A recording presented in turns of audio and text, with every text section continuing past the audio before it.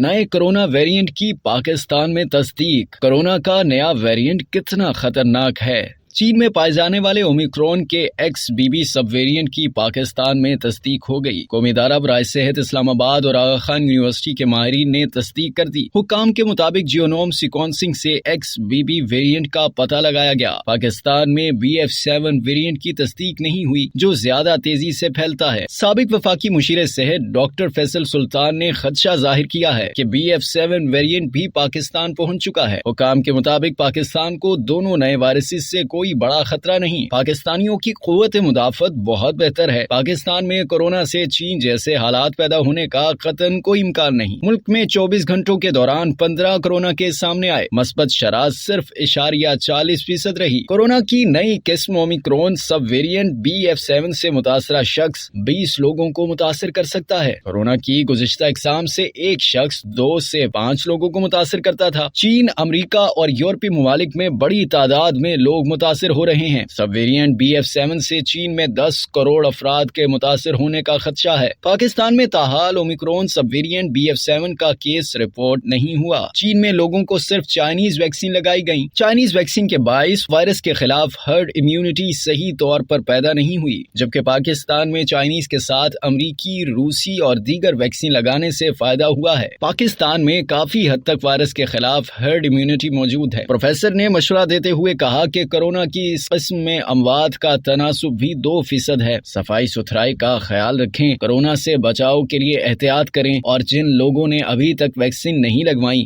وہ لازمی لگوائیں۔ اب تک کے لیے اتنا ہی۔ مزید جاننے کے لیے سبسکرائب کیجیے ڈیلی جنگ YouTube چینل اور لائک کیجیے ڈیلی جنگ Facebook پیج۔